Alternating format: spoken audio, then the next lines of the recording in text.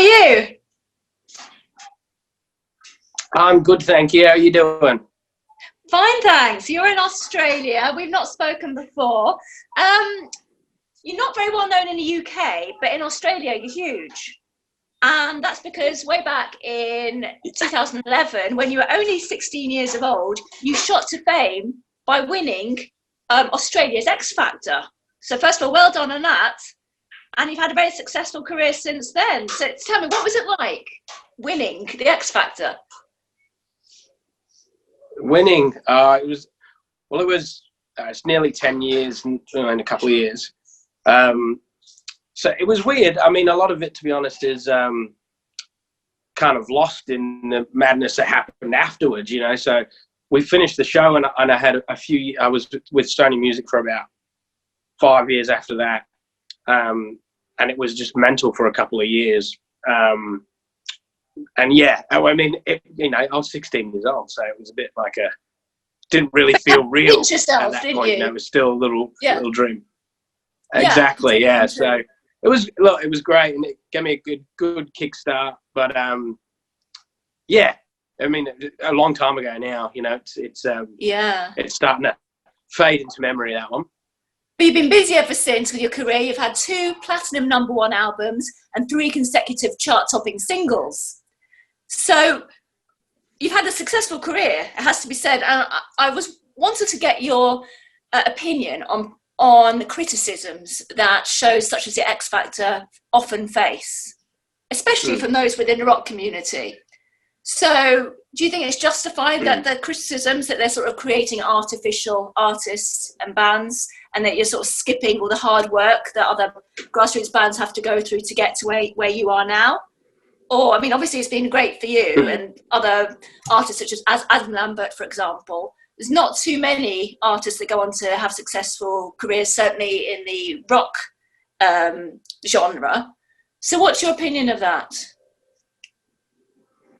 I think there's a few ways to look at it. I think there's a few different contributing factors to why people and why it does end up being, especially for rock, a more of a negative thing than a positive thing. I think a few of them are obviously a lot of the people that go on these things are quite young.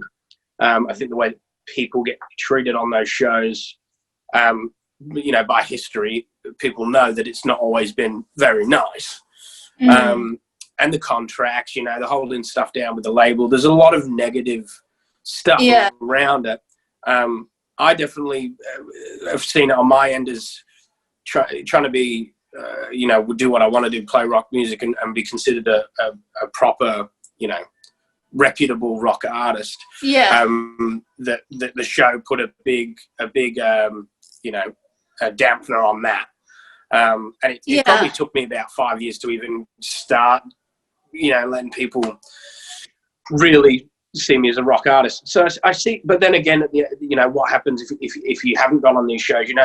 There's different things, different shows in the past that have been successful, and they are very pop orientated.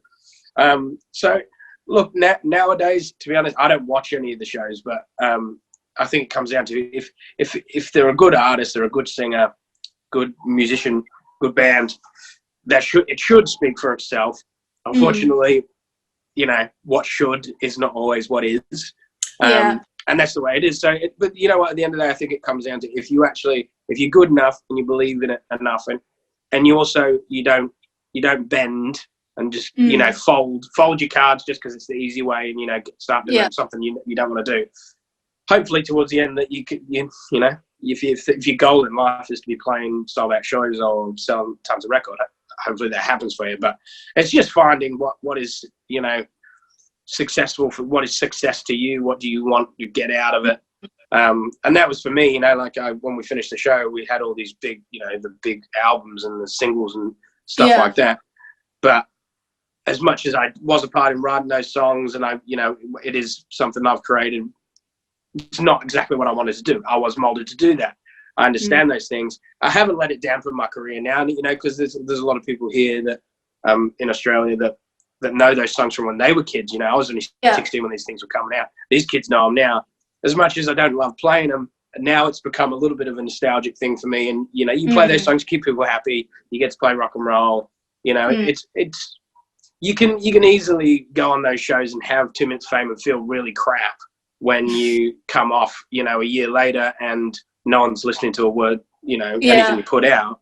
But that's a normal career too, you know, like, yes, you do get the instant platform to do what you want to do, but a normal career in music, you never just shoot to the top and stay there. If you do, it's, you know, it's a rarity, and it's good on you, but at the end of the day, it's the way it is. So, you know, never mind. Did you have a lot of support around you though, say from your parents or manager? Yeah. So you weren't in it completely alone? My parents tried, but, you know, unfortunately, you know, and it's the case with everyone, they don't know the music industry, or, you know, they want their kid to be as successful as they can be, and they're given this opportunity and they're like, yeah, take it, go. So, you know, they're excited. And mum and dad tried, you know, dad started learning a bit about law just so he could wrap his head around the contracts and stuff we were getting. The management that I had were actually connected to Sony Music here, which is, you know, you never have a manager connected to your label. So figure that one out for yourself. And, you know, we were bullied a lot and the problem is with the big labels, especially with shows that are churning out artists, you know, year after year, you start making a fuss. It's too much work anyway, you know, like, okay, you know, I went in at the end with a record, and I said, if I'm not putting this out, then I want to leave. And I had a good relationship with Dennis, the CEO here. He was quite nice initially in that meeting. So I played them the record and I was like, that's what I want to put out. They didn't want to put it out.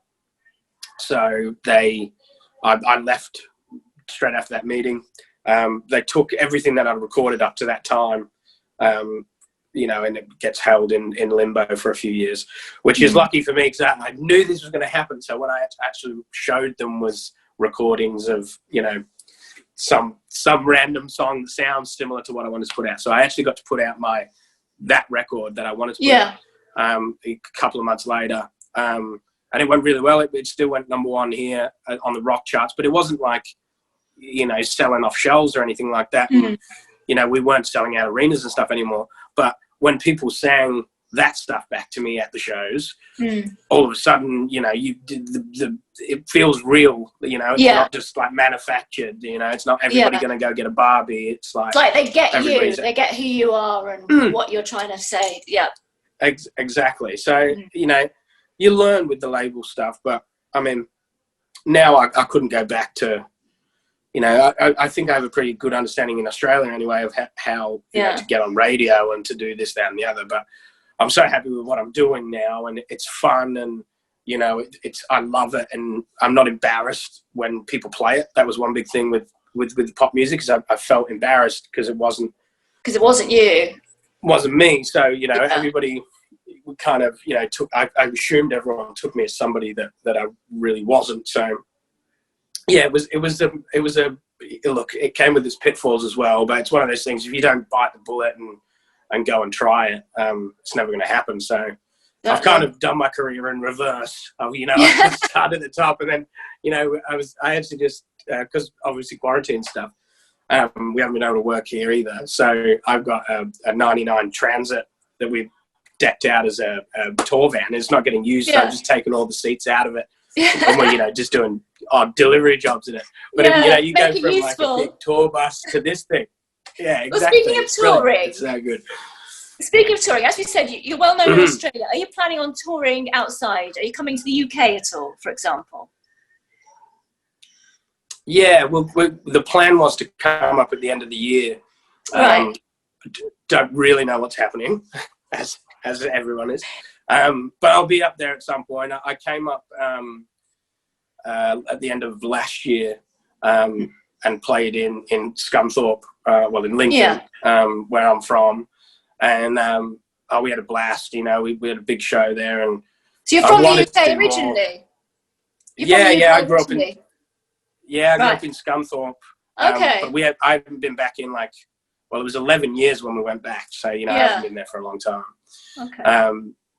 So, yeah, we'll be up. As soon as anything's lifted, we'll be up. But, I mean, even for me now as well, we're doing a new record at the moment. Right.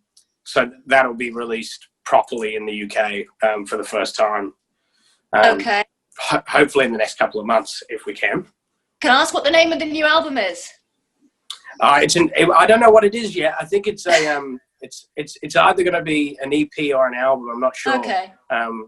But the working title that we've got is On the Run. On the Run. Okay. So, On the Run. That's the working title. Bear with me on that. It might not be right when it comes out, but we'll see. All right. Well, it's been really great speaking to you. I look forward to hearing the album or EP or whatever it turns out to be. And I'm going to keep an eye out for your tour as well. So all being well, we'll have you over here as soon as you can come over. As soon as. Make sure you come to a show when we're there. Definitely, will do. Wouldn't miss it. Nice speaking to you. Take care. Bless you. See you, darling. Bye.